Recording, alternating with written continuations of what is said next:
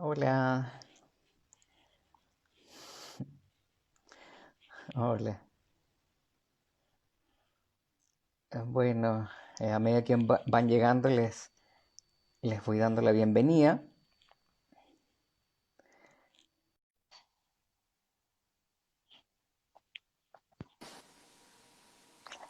Hola, Jimena, ¿qué tal? Hola Claudio, ¿cómo estás?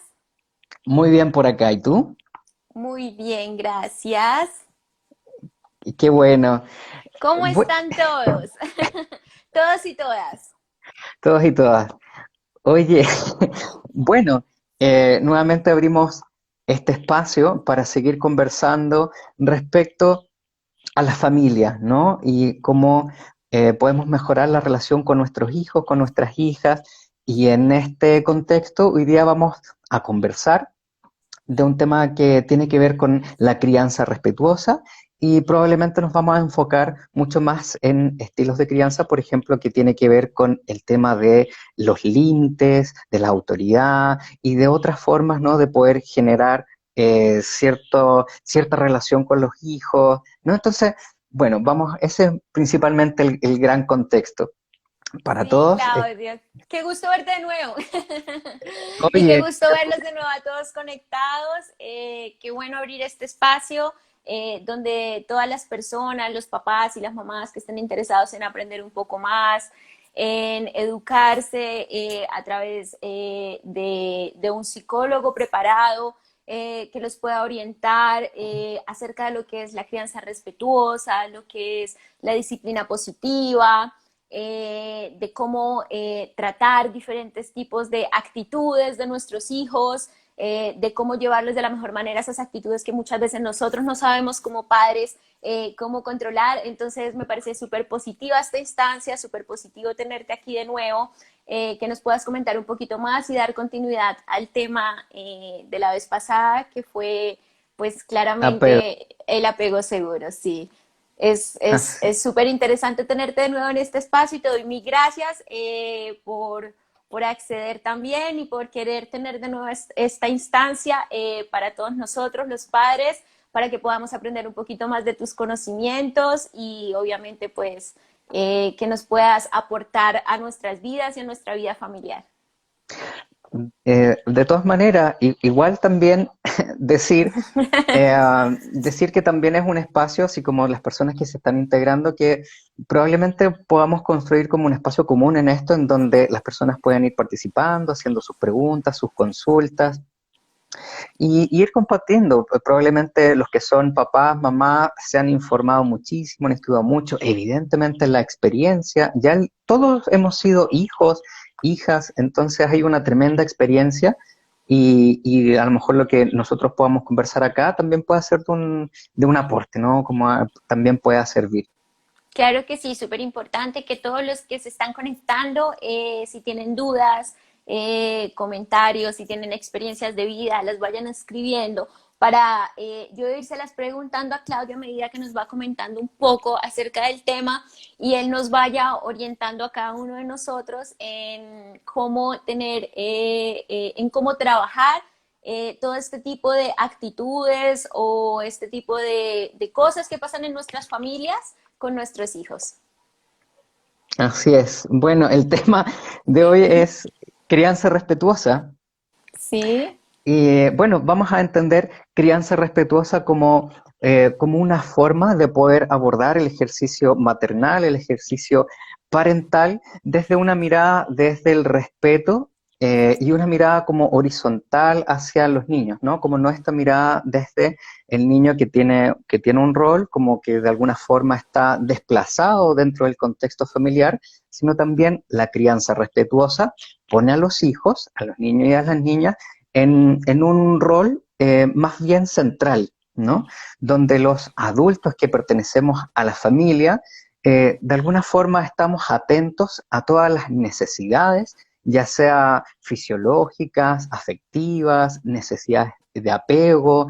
Entonces los niños van a estar en este centro y los adultos vamos a estar pendientes de esto. Entonces, de alguna forma, también es un cambio de paradigma en el sentido de sacar al adulto del centro de atención de la familia y el niño o la niña quedar desplazado. Y ahí está, por ejemplo, cuando antes o a uno le decían, y ya es como de mi época, ¿no? Así como la mesa de los niños y uno queda replegado, así como, no sé si te pasaba a En un ti, rincón, eso, sí, no, en sí, un me rincón. pasaba con todas mis primas. Lo bueno era que éramos Ah, como ¿ves? 15, entonces, Ah, súper entretenido. igual uno lo pasaba bien, pero más allá que uno lo podía pasar súper bien, en el fondo habían distintas cosas que daban cuenta de que los niños y las niñas tenían un rol dentro de esta familia no protagónico, no más bien Sí. desplazado, y donde principalmente las necesidades se giraban en torno a los adultos, ¿no? Por ejemplo, Ujú. lo que propone el tema de la crianza respetuosa es hacer un respeto por los procesos fisiológicos, madurativos y emocionales de los niños y las niñas. Es por ello también como que este cambio de paradigma también pone como un nuevo espíritu al retorno de lo natural. Y ahí está, por ejemplo, que aparece en las familias una mayor conciencia, y una mayor conciencia en distintos niveles, como del ecologismo, por ejemplo, o de buscar una alimentación mucho más sana, más saludable, más natural, buscando productos mucho más de la tierra, mucho más orgánicos, dentro de las posibilidades, obviamente, pero probablemente como con este espíritu a un retorno de la natural, a un retorno de tomar mayor conciencia. También existe una mayor conexión a todos los procesos fisiológicos, madurativos y naturales. Es como, de alguna manera, ir respetando los procesos y los ritmos que van teniendo los niños y las niñas en su desarrollo normal y natural, Ya. ¿no? Claudio, ¿y desde qué edad se comienza a practicar esto que le llamamos la crianza respetuosa? Desde que nacen los bebés debiésemos comenzar con todo este proceso o comienza a partir de que ya son unos niños. Cuéntanos un poco porque, digamos, yo no tengo muchos conocimientos al respecto y supongo que hay muchas mamás, muchos papás que tampoco. Oye, y a veces no es necesario, porque muchas veces uno dice, ah, bueno, así se llamaba esto, que en realidad es lo que he hecho. Entonces, Como lo que te mira, decía yo hoy, tú me dijiste, ¿y tú cómo llevas tu maternidad? Yo, con mi instinto. y dije, Sí, ahí está la respuesta. totalmente, con mi instinto. Y justamente el instinto tiene que ver con este respeto de todos los procesos fisiológicos naturales, ¿no? El cómo saber reaccionar. Y comienza la crianza respetuosa desde periodos así como de embarazo, de parto, de nacimiento y ya desde la crianza, ya cuando ya son niños y van creciendo, ¿no? Y Claro. probablemente podríamos decir que la crianza respetuosa se transforma en un ciclo, porque aquel que estuvo en el vientre materno, que nació, que se crió en una familia, después va a ser padre o madre de familia y nuevamente vuelve el ciclo de una crianza respetuosa, Ok. ¿no? Claudio, y bueno, me estaban preguntando qué hace a partir de los 4 años. ¿Qué pasa con esto de la crianza respetuosa cuando comienzan a haber dificultades en la familia, cuando los niños tienen aproximadamente 2 años, que comienzan las pataletas? ¿Cómo se manejan estas pataletas? ¿Cómo se maneja el autoritarismo en estos casos? ¿Cómo logramos no ser tan permisivos o si serlos? Dejar ser al niño, dejar hacer sus pataletas al niño, cómo trabajamos, digamos, toda esta parte con nuestros hijos. Bueno, es muy importante también como no pasarse, existen como distintos tipos de crianza, una crianza que puede ser mucho más autoritaria, está la Ujú. crianza respetuosa y existe una crianza que ya puede ser una crianza casi sin límites, ¿no? A veces nos tendemos a confundir en la crianza como, bueno, por entregar mucha comprensión, mucho amor, mucha flexibilidad, etcétera. A veces no sabemos si el colocar los límites está bien con eso, ¿no? Es como, bueno, es decir, nos ponemos firmes, o retamos, o limitamos ciertas cosas, y ahí ya nos podemos como ir a otro extremo como de una crianza sin límites, ¿ya? En este Ya. sentido, es súper importante que existan límites y que los límites sean muy claros. Los límites, en otras palabras, también internamente o psíquicamente al niño, a la niña le dan una cierta estructura. Es como que es como tener un sostén donde pisar, es como te da una base y una seguridad tener esta estructura y estos límites. Entonces, los límites sí tienen que haber. Ahora, cuando ponemos aquellos casos en donde eh, los niños hacen alguna cosa que es riesgosa, o pelean con el hermano, o hacen alguna cosa que encontramos que no está adecuada como padres y necesitamos poner límites, efectivamente ahí la mejor combinación que se puede hacer es una combinación que tiene que ver con una actitud, que es una actitud de ser firme, pero también puede ser amoroso, por ejemplo. Y a Ok, veces acá esta actitud la podemos encontrar, por ejemplo, no sé, en los bomberos, supongamos. Los ok. bomberos, los bomberos cuando llegan a una situación de emergencia, de pánico, donde toda la gente está en un estado emocional muy alto, que podría ser el pánico, el miedo, la ansiedad, de porque aquí algo malo me va a ocurrir, ¿no es cierto? Y esas emociones son muy fáciles de contagiar. Entonces, ¿cómo llega el bombero? Entonces aquí podríamos decir, bueno, ¿cuál es la mejor actitud? Entonces, en un extremo, así como sin límites, llegaría y podría decir, oigan, pucha, miren, disculpen por molestarles, en realidad, mira, se están quemando, entonces yo les recomiendo que mejor salgan por acá, o sea, probablemente no lo van a tomar muy en cuenta, ¿no? Ok, Sin embargo, cuando llega con una actitud mucho más activa, pero no agresiva, es decir, llega con una actitud firme, es como, a ver, atención, las salidas por allá, por favor, síganme, y una mayor firmeza, pero respetuosa también, genera mayor impacto en esas situaciones de estrés. Muchas veces los papás nos encontramos con situaciones en donde los hijos están en estados emocionales mucho más altos, ¿no? Como es una pataleta o como es un estado de frustración súper intenso. sí. Entonces ahí como que a veces se tiende a probar distintas estrategias. Ya lo voy a dejar que solo para que patalee, ya me voy a poner súper, lo voy a castigar, lo voy a retar. ¿Qué Eh, pasa con los castigos? ¿Se deben proporcionar castigos, sí o no? Por ejemplo, no tienes celular para los que son más grandes, no tienes celular por una semana. ¿Se deben hacer ese tipo de actitudes o no es recomendable? Yo creo que en realidad todas las estrategias que puedan ocupar las madres, los padres son válidas. Lo importante es que siempre hay matices que ocupar. Por ejemplo, es súper importante que si hay reglas establecidas, las reglas están de antemano. Ya, Supongamos que se pueda decir, ok, las horas de celular son 3 horas diarias, estoy inventando, ya no sé qué edad tiene el adolescente, el niño, no lo sé. Entonces es como, si tú te pasas del celular, yo aquí te lo voy a quitar. O, por ejemplo, no sé, condicionar como tal conducta o lo que se quiera lograr al tema del celular, pero eso ya está acordado de antemano, ya. ¿ya? Entonces, No muy es por una importante. actitud en especial que, digamos, se puedan proporcionar castigos, no lo recomiendas, si no lo recomiendas a nosotros las mamás, por ejemplo, después de una pataleta, ya, porque hiciste esto, te voy a castigar. ¿Eso es recomendable o Eh, realmente eso ya está por, pasado a ej- llevar?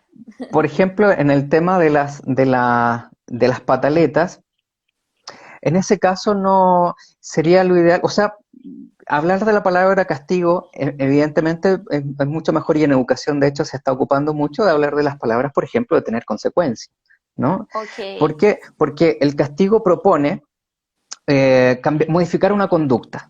No es ya, como tú estás haciendo esto, entonces esto va a ser tu castigo, por ende quiero que modifiques esta conducta. Pero esa modificación de conducta a través del castigo puede ser muy efectiva, ¿no? Es como, ya, quiero que, por ejemplo, ordenes tu pieza. Si no lo haces, te quito el celular. Probablemente si el celular le importa mucho a ese niño, va a ser la pieza, ¿no? Pero va a llegar un momento en que ya esa sanción no le va a importar o no va a ser de tanto impacto, entonces le va a dar lo mismo. Entonces, los castigos funcionan, estratégicamente sí funcionan, pero, deberíamos ir más allá, deberíamos ir un paso más allá, porque no solamente los papás debemos formar en lograr que los hijos tengan una conducta deseada. Por ejemplo, ahí está refuerzo positivo. También los refuerzos positivos buscan una conducta deseada, ¿ya? A través de un premio, por ejemplo, a través de un estímulo que les agrade. Pero ahí también hay que pensar de que estamos logrando una conducta deseada. ¿Qué es lo importante? Es que el niño, la niña, entienda el porqué de esa conducta, ¿no? Y eso se llama generar el pensamiento crítico. Ok, Eh, el pensamiento crítico tiene que ver con una capacidad reflexiva, de un entendimiento de que mis acciones tienen ciertas consecuencias y entiendo el significado de esas consecuencias.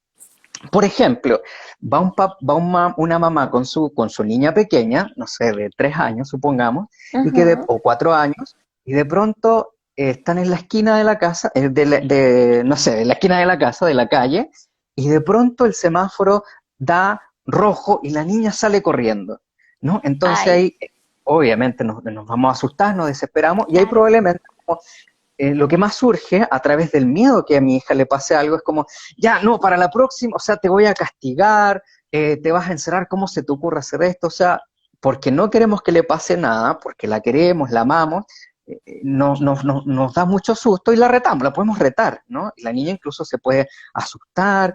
Entonces ahí podemos ir al castigo, ¿ya? Es como, próxima vez que cruces la calle, te voy a quitar esto, ¿ya? O refuerzo positivo, es decir, mira, cada vez que no cruces la calle porque está en verde, te voy a comprar esto, te voy a dar un dulce, etcétera, lo que sea. Pero, ¿podemos lograr la conducta? Sí, la podemos lograr. ¿Cuál es lo importante? Tiene que ver con formar el pensamiento crítico en los niños, y es decir, que la niña entienda el riesgo. Por ejemplo, es como, ahora sé por qué no debo cruzar la calle, porque evidentemente vienen autos, yo me puedo hacer daño, me puedo dañar, se puede dañar mi mamá, puedo causar un Darle una accidente. explicación acerca de lo que no debe hacer y por qué no debe hacerlo. Claro, entonces ahí es importante hablar. Esto lleva mucho más trabajo porque el castigo es más inmediato, es como rápidamente podemos generar una conducta o reforzar una conducta, pero nos podemos quedar ahí, sin un entendimiento de por qué estamos haciendo eso. Entonces, el generar el pensamiento crítico, que es esta capacidad de poder reflexionar de los actos, implica mayor trabajo. Y ahí hay que tener más paciencia de poder explicar y decir, mira, ¿sabes qué? Me dio susto de que pudieses cruzar porque si cruzas la calle te puedes dañar porque vienen los autos. O sea, es poder darse el tiempo y el detenimiento de poder ir explicando todo este tipo de cosas. Ese ejemplo a las distintas conductas que pueden ocurrir en la casa, por ejemplo, o lo que puede provocar una pataleta. Sí. Claudio, están preguntando mucho acerca de los 4 años. Dos personas Ajá. han preguntado a los 4 años pensamiento crítico, si se da a esa edad un pensamiento crítico, y otra persona preguntó, ¿será en la etapa de 4 años que podemos trabajar la crianza respetuosa? ¿A esa edad ya existe un pensamiento crítico en los niños? Mira, justamente el pensamiento crítico se va formando con los años, ¿ya? Ya. Eso es muy cierto, o sea, pero en edades tempranas, en edades tempranas sí nosotros podemos ir transmitiendo ese tipo de mensajes para ir buscando en los niños esa capacidad de reflexión. La capacidad de reflexión los niños la tienen en edades muy tempranas. Y ahí uno también podría ir diciéndole a los niños, por ejemplo, ya mira, ¿qué crees que puede ocurrir si hacemos esto? ¿O qué crees que puede pasar si ocurre esto otro? Entonces, invitamos al niño a que vaya activando su capacidad de reflexión, de poder ir viendo más allá, y no solamente que generar una conducta. Cuando nosotros vamos haciendo eso en edades mucho más tempranas, evidentemente vamos trabajando el que tengan una capacidad de reflexión y cognitiva mucho más, ¿no? A todo esto el tema del pensamiento crítico siempre se da así como en los colegios o en las universidades, ¿no? Es como fomentar el desarrollo del pensamiento crítico, que es la Claro. capacidad de poder razonar, de poder aprender. Sí. Pero eso lo podemos dar de una edad súper temprana. ¿Y cómo lo hacemos? Por Hoy lo ejemplo, enseñando. hoy lo enseñando, sí. Y es súper importante generar el diálogo, incluso en edades muy tempranas. Ok, hay una mamá que dice, yo lo veo en mi hijo de 4 años. Y hay otras personas que están diciendo, ojo, esas conductas se denominan metacognición. Y otra Mm. persona volvió a decir metacognición. ¿Qué es la metacognición? Bueno, no sé, yo ahí prefiero, no manejo muy bien el tema de metacognición, así que Ah, ya. por ahí Prefieres, nos hay amigos. hay, Para la próxima oportunidad vamos a tener ese dato. Sí, sí, o que el amigo ahí nos escriba para que Que nos nos escriba aporte en la para conversación. que nos aporte en el live. Claro, Eh, pero me imagino que tiene que ver con una capacidad cognitiva que va muchísimo más allá, pero si el amigo ahí nos puedes aclarar, sería genial para todos. Guillermo, sí, Guillermo fue el que escribió. Bueno, ¿cómo, bueno, ya nos dijiste que no lo debemos regañar, sino más bien explicarle, castigar tampoco, que no se debe denominar castigo, sino que se debe denominar, ¿cómo fue que Ah, dijiste? oh, pero ojo, o sea, esas siguen siendo estrategias, ¿ya? Ah, o sea, igual son válidas. Igual siguen siendo válidas, lo importante es el cómo nosotros lo podamos ocupar, La ¿ya? forma, ok, La forma, lo que sí es importante, por ejemplo, como para los niños, lo más importante es la afectividad. Mira, dice, metacognición es la capacidad de generar la reflexión. Perfecto, perfecto, Guillermo, ok. muchas gracias. Muchas Eh, gracias por el aporte. sí, y entonces, todas son estrategias, el refuerzo positivo, todas esas son estrategias que van reforzando a generar una conducta.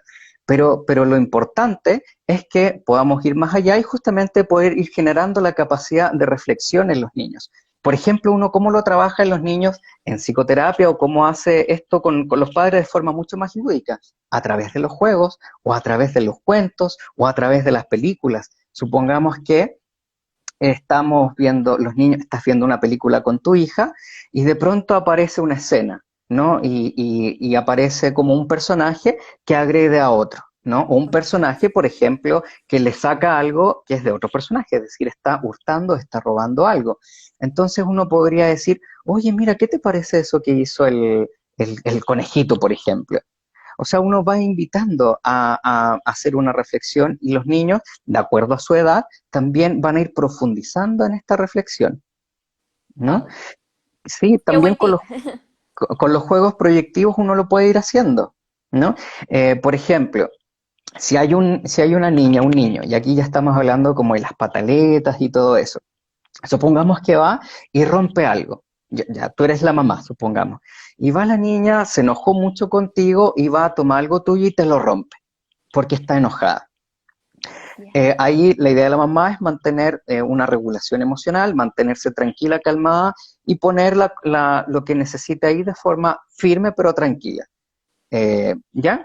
Y después uno podría ocupar esa escena para poder trabajarla y poder trabajar la capacidad de reflexión.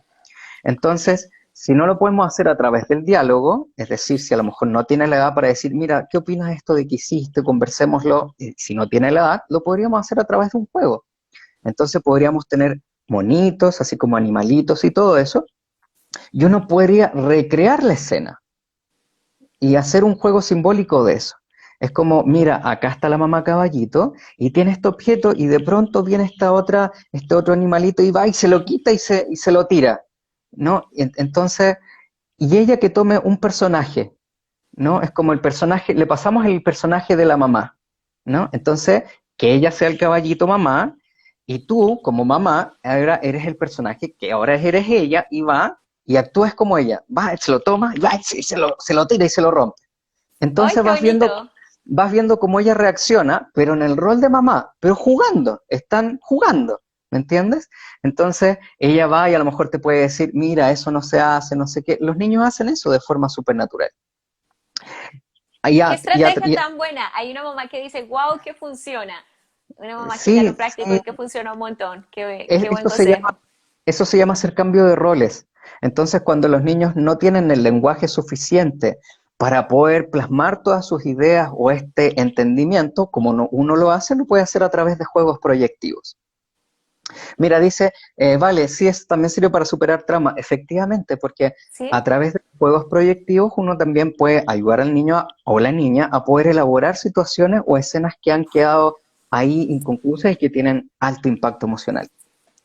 Para que aprenda a reflexionar acerca de la situación. ¿Sí? Así es, sí, totalmente. Ok. Claudia, ¿cómo hacemos para generar un buen autoconcepto en nuestros hijos?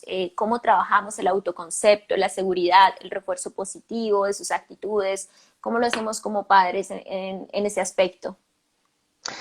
Bueno, podríamos entender el autoconcepto como la autopercepción, es decir, cuando adulto es como, ¿qué opino yo de mí mismo o qué veo de mí? ¿No? Y eso también es yo me siento conmigo mismo, Sí, ¿no?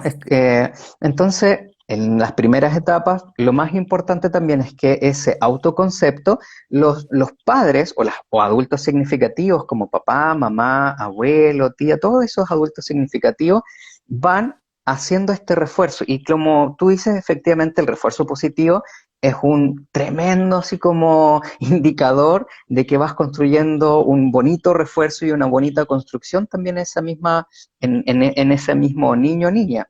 Entonces, justamente es como poder ir destacando aquellas cosas que encontramos positivas, ¿no? Muchas veces pasa, por ejemplo, y uno lo ve y es muy bonito esto cuando los niños llegan con algo del jardín o algo así, o de la escuela, y uno un lo ve regalo y es del Día como de la Madre. un regalo el día de la madre, pero para uno es, y la mamá así como, uy, qué precioso, te quedó fantástico, y eso es real, es verdadero. Entonces, como hay ciertos gestos que van marcando en el niño que tienen un valor, es decir, que para el otro valen y son valiosas personas, ¿no? Por eso es muy importante que tanto los papás, mamás y todas las personas significativas tengan esta posibilidad de poder contactarse emocionalmente con el niño, con la niña, y que puedan ir devolviéndole lo que ellos observan de él. Y ojo con los focos también y con las categorizaciones, ¿no? Porque muchas veces queremos reforzar tanto una actitud súper tremendamente positiva que dejamos de ver un poco como otras posibilidades de acción, ¿no? Lo que le cuesta tal vez al niño, ¿no? Por ejemplo, puede ser desde que nosotros a lo mejor podemos reforzar, así como una idea familiar, así como poder decir, mira, está mal llorar, supongamos. No, no, ya déjate llorar porque aquí hay que llorar y tenemos que ser fuertes. Y supongamos que está esta idea familiar de de no estar permitida la vulnerabilidad porque a lo mejor está asociada con vulnerabilidad o con debilidad, ¿ya? Ok. Entonces, eh, cuando resaltamos mucho una forma de ser, el niño se empieza a construir desde esa forma y queda rigidizado, ¿no? Entonces no le permitimos conectar con otra parte, ¿no? Entonces es muy importante también empezar a validar todas las experiencias de los niños y las niñas, Las pero sí experiencias propias. las experiencias propias, pero sí dar como, por ejemplo, estos refuerzos de resaltar, de recalcar, de estar súper pendiente. Eh, Mira, hay otra cosa que tiene que ver, por ejemplo, cuando uno trabaja con papás o con las familias, que hay una característica muy común que los papás valoran o que las mamás valoran, que tiene que ver, por ejemplo, con que sea obediente. ¿No? Así como, ¿cómo te Sí. gustaría que fuese tu hijo? Que se portara bien, es decir, Que que fuera. estuviera sentadita así, la niña o el niño, toda la reunión. Claro, claro, sí, totalmente, así como que sea obediente. Entonces, Ujú. claro, realmente es como que haga caso, que se controle. Claro, y justamente en edades más tempranas eso es como casi un valor, ¿no? El que sea obediente. Pero a Sí. medida que van creciendo, ya no se transforma tanto en un valor, porque en el fondo podríamos correr el riesgo de que solo se creó el concepto de que hay que ser obediente, por tanto no voy a desarrollar una capacidad de poder reflexionar, de poder pensar y de poder decidir por mí mismo. Entonces, por ejemplo, ya en la adolescencia, supongamos que está este concepto como de, sí, hay que ser obediente, hay que ser obediente, hay que ser obediente. Entonces, por ejemplo, podría ser que en un grupo de adolescentes corre el riesgo de que alguien o haya algún líder negativo lo invite a hacer algo que le pueda ocasionar daño y bueno, entonces no va a tener la capacidad de poder decir, sabes que no, esto no me parece, no estoy de acuerdo porque de acuerdo a mis principios no lo voy a hacer. Ok. Entonces, como que también hay que ir matizando en ciertas características, ¿no? No, Al no validarlas tanto y no enfatizarnos tanto en ciertas características, sino dejarlos ser un poco más y que explore un poco el mundo, podría ser lo que entiendo un poco de ti, o que sea él con el mundo, lo que te entendí un poco, sí. Sí, sí, totalmente. En las primeras edades, evidentemente hay que ser más rígidos, como, ya, esto es bueno, esto es malo. Pero Claro. después, a medida que se va desarrollando, ya vienen los matices. Ah, mira, esto es como, por ejemplo, y ahí hablamos también de generar esta capacidad cognitiva de la reflexión, de ir Y de la entendiendo decisión. y de la propia decisión. Claro, justamente. Ya, súper importante. Bueno, nos dicen, a veces los padres caemos en el, es una pataleta y no damos la instancia a validar esa emoción y ayudarle al niño o niña a Mm. entender y manejar lo que siente. Sí, que es un poco de lo que hemos hablado, sí. Totalmente, también un paradigma súper importante, justamente lo que dice la Vale, tiene que ver con validar la emoción del niño, ¿no? Muchas veces la tendemos a rechazar o negar, o también nosotros mismos nos podemos frustrar entre eso. ¿Y cómo le Entonces, damos esa contención, Claudio? La contención que necesita en esos momentos de la pataleta, porque si tiene una pataleta es por algo, ¿no? Yo no creo que los niños tengan pataleta porque sí. ¿Cómo contenemos a ese niño inclusive cuando ya, digamos, decimos no podemos más porque lleva, no sé, un montón de rato llorando y no sé qué le pasa? ¿Cómo digamos, trabajamos esto? bueno, ahí lo principal, ya en el momento de la pataleta, entendiendo que la pataleta tenga alguna razón o alguna causa, o algo que Ujú. le generó todo ese estado emocional. Aquí el trabajo principalmente en ese momento es de los adultos, porque un adulto, y aquí vamos a volver a tocar el tema de los puentes emocionales, si el niño está en un estado emocional alto, es decir, está en una pataleta, un estado emocional súper intenso, enganchar con un estado emocional alto es muy fácil, es como muy contagioso, ¿no? Incluso uno mismo, es como si alguien viene con rabia y me habla con rabia, yo probablemente voy a enganchar con eso porque es una frecuencia emocional muy, muy potente que me engancha al tiro. Entonces, cuando un niño está en un estado emocional alto y yo estoy acá, evidentemente yo también me empiezo a frustrar, aunque me trate de controlar y todo, y naturalmente voy a tratar de enganchar con este puente. ¿Por qué? Porque en ese momento es el puente más intenso. Claro. Y ahí lo que hay que hacer sí o sí es, primero, entender de que me tengo que mantener acá, ¿no? Es decir, tengo que yo contenerme a mí mismo en esa frustración que yo como adulto estoy sintiendo. ¿Para qué? Para que el niño naturalmente comience a bajar. Y ahí es, en el fondo, Ok. tener que sostener emocionalmente como adulto la frustración del otro. Es decir, si el otro se frustra, yo me frustro porque el otro se frustra y no puedo cambiar la situación. Debemos Entonces, tener una capacidad de frustración muy alta, muy, claro. Los adultos es debemos como ser quienes contengamos siempre. Totalmente. totalmente, porque, porque en el fondo también el niño necesita un adulto que lo pueda contener y es el adulto que tiene esa responsabilidad. Ahora, como adulto a cargo, también necesitamos espacios para hacer contenido y generar estrategias para poder manejarme en esas situaciones. Pero lo más básico y lo más importante es que si nosotros no logramos mantenernos acá y empezamos a enganchar, vamos a empezar una escalada. No es como, a lo mejor está en una pataleta, yo, si a lo mejor quiero modificar esa conducta, quizás si lo hago desde acá, probablemente lo pueda retar, le pueda decir algo hiriente. Hay muchos mensajes que son tremendamente, o sea, que pueden marcar. Por ejemplo, ya si no te callas, por ejemplo, te voy a dejar de querer. O sea, como hay Ay, qué mensajes que fuerte. son tremendamente fuertes y muchas veces ocurren, o te voy a castigar, pero el castigo impuesto desde la rabia, que es muy distinto a un castigo o a una consecuencia desde un estado firme y tranquilo, que es muy Claro distinto, que sí. ¿no? Uno podría ahí decir, bueno, acompañarlo hasta que descargue, dependiendo de la edad, o sea, si son muy menores o muy pequeños, uno no los va a dejar solo en esta descarga emocional, tiene que Ujú. estar ahí acompañándolos, ya si son más grandes, uno puede decir, bueno, por ejemplo, anda a tu cuarto, que ahí vas a estar tranquilo y cuando te calmes, ahí volvemos a conversar y a lo mejor darle el espacio para poder gritar, para poder desahogarse, o, pero mientras son más chicos es tener que acompañar la descarga emocional del menor. Y para eso nosotros Ok. tenemos que estar bien. Y si no lo logramos, pedir ayuda de alguien que sí pueda acompañar esa descarga emocional. Si lo Ok. logro tener, probablemente los papás se van a sentir así como, oh, así como que quedaron con algo muy dentro, ¿no? Y ahí es como que también, aunque estén contenidos, los adultos quedan con un estado emocional alto, pero contenido. Entonces ahí es Ujú. importante, ya como adulto, poder generar estrategias de descarga. ¿Y qué puede ser? Conversar con alguien. Es como, ¿sabes qué? Esta situación me tiene desesperada, no sé cómo hacerlo, tengo ganas de llorar, tengo ganas de gritar, quisiera conversar con alguien, desahogarme y generar también espacios de descarga sana. ¿Para qué? Para poder nuevamente llegar a un estado emocional más equilibrado.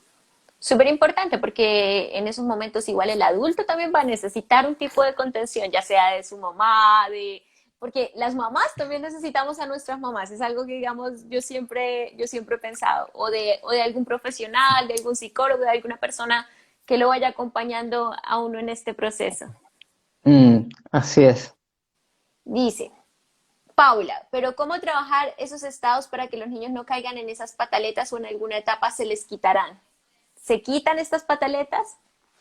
Sí, las pataletas entendidas como tal, así como conductas mucho más, por ejemplo, ir al supermercado y se tiran al suelo y gritan y destrozan todo sin entender como el contexto o el lugar en el que están.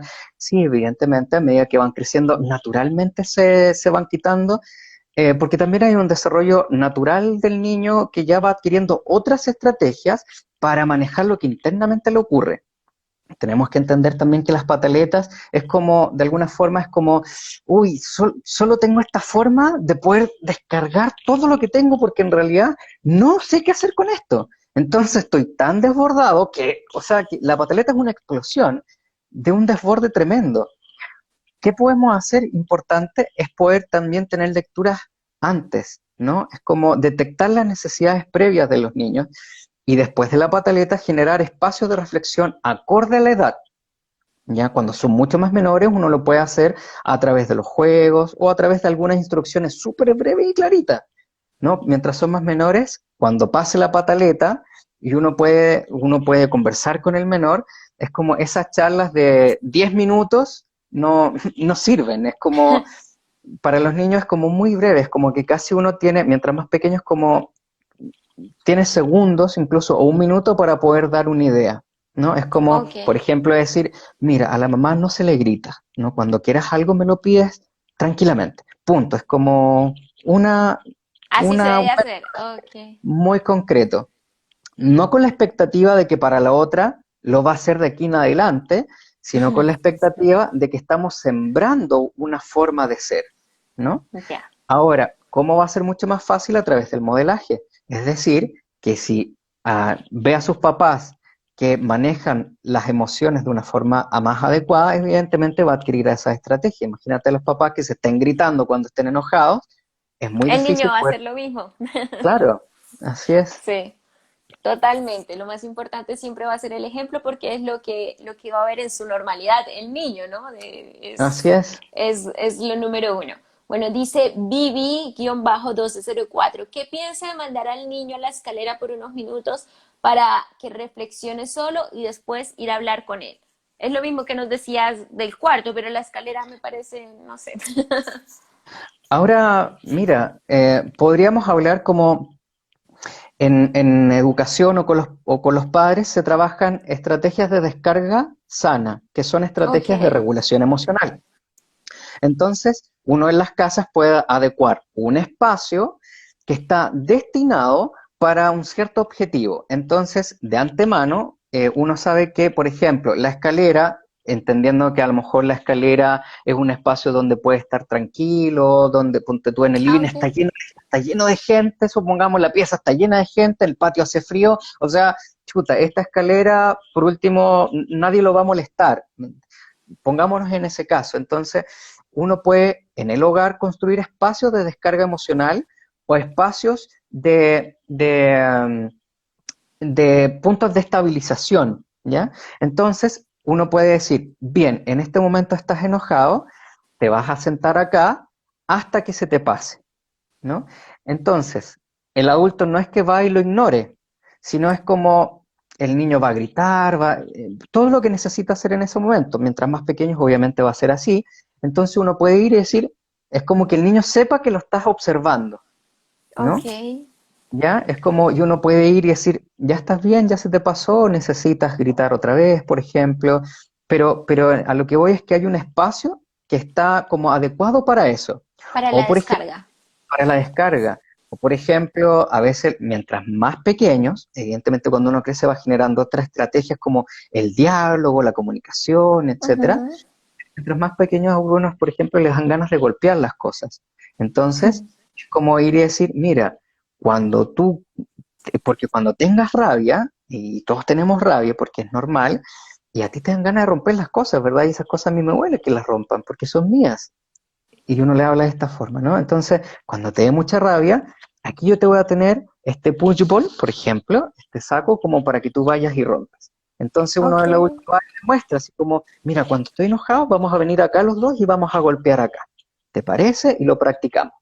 Entonces, cuando tenga la pataleta, supongamos que esa sea la descarga que eligieron, acompañan al niño y hace esa descarga. Otros niños es pintando, otros dibujando, otros rompiendo papeles, pero lo importante es la compañía, no dejar al niño como cerrarle la puerta y de hasta que se le pase, sino es como si la puerta junta y que en el fondo es como que el niño sepa que el adulto está pendiente.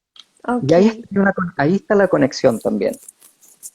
ok, súper buena estrategia. Es Bueno, como un hay tiempo. muchas, sí, mira Claudia, hay muchas mamás que dicen los niños imitan todo, son como esponjitas. Sí, Hay así otra es. que dice, una amiga psicóloga dice que no le gusta atender niños por lo difícil de eso que tienes que lidiar con porque lo difícil de eso es que tienes que lidiar con los adultos, en el sentido de que el niño es el reflejo de los padres, que es lo mismo que nos estabas diciendo. Totalmente, yo creo que lo más importante es el ejemplo que nosotros damos y cómo nos comunicamos, ¿no?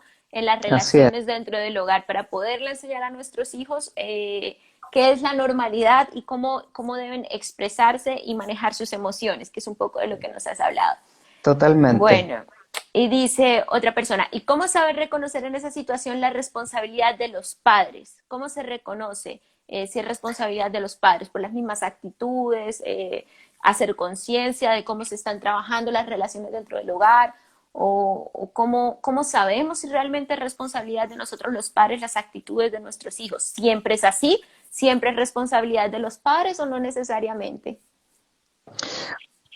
O sea, cada individuo, incluso los niños, tienen la capacidad de decisión y de hacer su propia conducta a medida que van creciendo los adolescentes también, o sea, todos van tomando sus propias decisiones. Sin embargo, también podemos decir que la responsabilidad es para ambos lados, ¿no? Es como tener la posibilidad de que los recursos que yo le entrego como papá van a influenciar de Ok, forma positiva o negativa al niño, ¿no? En el fondo le estoy dando ciertas herramientas, pero quien va a jugar con esas herramientas van a ser los hijos. También hay que entender de que mientras más reforzamos ciertas estrategias o ciertas herramientas, es como en el fondo el niño o la niña va a creer que solo esas existen, ¿ya? Si son herramientas positivas, buenas, sanas, evidentemente va a manejarse y va a jugar con ese tipo de estrategias.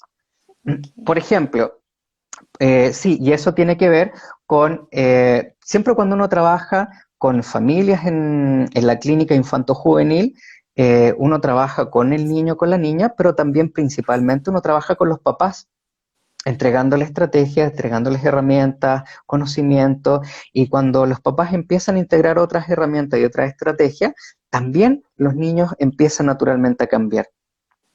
Eh, mira,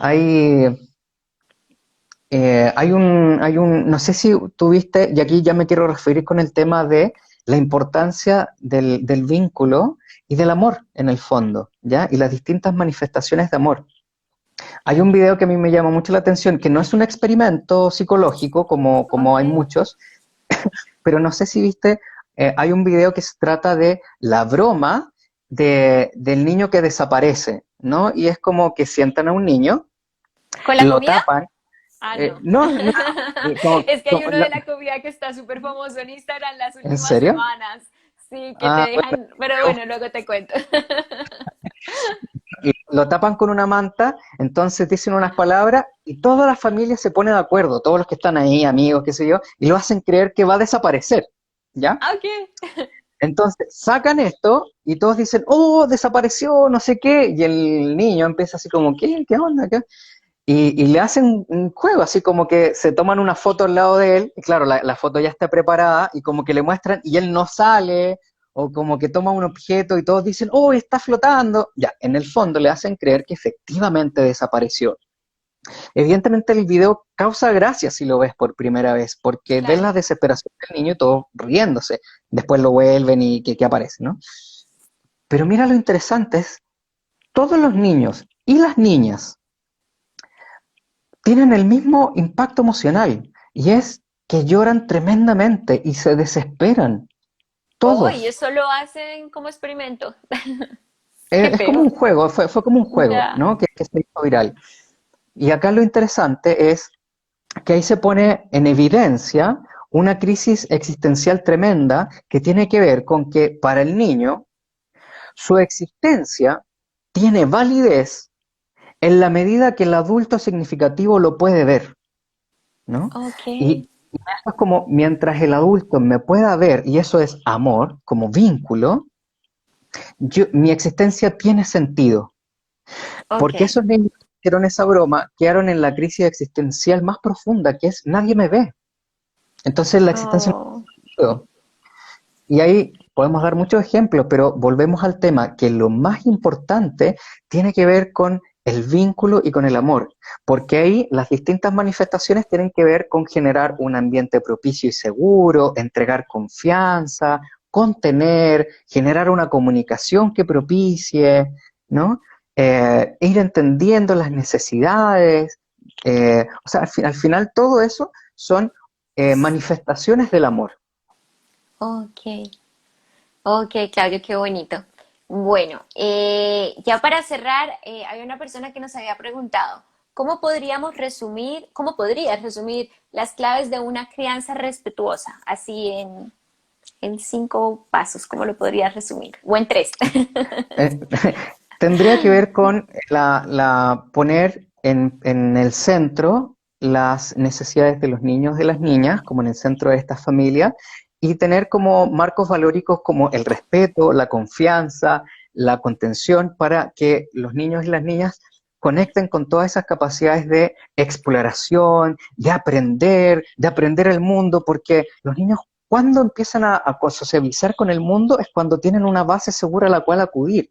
Y eso es como, todo eso se lo entrega a la familia, la mamá, el papá. Entonces también tiene que ver con generar un ambiente propicio familiar, observar la sensibilidad del niño, ir respetando los ritmos también de los niños y las niñas, supongamos. Y aquí podríamos poner ejemplos. Antiguamente habían paradigmas de para el niño hacerlo dormir, y la necesidad de los padres, por ejemplo, era seguir haciendo vida de pareja, como antes la llevaban. Es como si estaba llorando toda la noche y cierra la puerta, y déjalo llorar toda la noche. Es Ok. como, así como un ejemplo más extremo, pero en el fondo es poder ir validando todas las necesidades de los niños, ir entendiendo esos ritmos, pero también teniendo en cuenta que los niños necesitan límites, porque el límite también es una manifestación del amor, cuando se da de una buena forma. Ok, ok, Claudio. Bueno, ya para cerrar, porque mi bebé también ya me está necesitando. Sí, totalmente. Ahí la acabé de escuchar. Te quiero dar las gracias. Están pidiendo un link de YouTube, pero no puedo ver Ah, los comentarios anteriores. bueno, esta se va a subir al Instagram de Instituto Ser y Conciencia, ahí lo vamos a Sí. tener en IGTV, también se va a subir al canal de YouTube del Instituto, está en Facebook también del Instituto y por Ujú. supuesto va a estar en tu Instagram, te lo vamos a compartir para que lo puedas Claro que subir. sí, Claudio, claro que sí. Bueno, yo le quiero dar muchas gracias a todos los papás, las mamás que se conectaron y te quiero dar gracias a ti por tus aportes, por tus conocimientos, por darte este espacio para enseñarnos tantas cosas tan importantes para la crianza de todos nuestros hijos. Realmente que es muy valioso que nos eduques de esta manera. Mil gracias por tu aporte tanto la vez pasada como esta vez y a todos los que se conectaron. Espero que les haya servido el aporte también de Claudio y que tomen todos estos tips, todos estos consejos para su vida en familia. Bueno, acá en nombre de Instituto Salud y Conciencia también les mando un tremendo abrazo a todos y ahí también a lo mejor pueden ir agregando así como qué temas les gustaría conversar para la próxima oportunidad y así también lo vamos tomando en cuenta. Y les envío un tremendo abrazo a todos y cualquier consulta ahí nos pueden ir escribiendo. Besos y abrazos para todos. Chao, nos vemos en una próxima Chao. oportunidad. Chaito, que estés bien, Claudio. Igual, un abrazo. Un abrazo.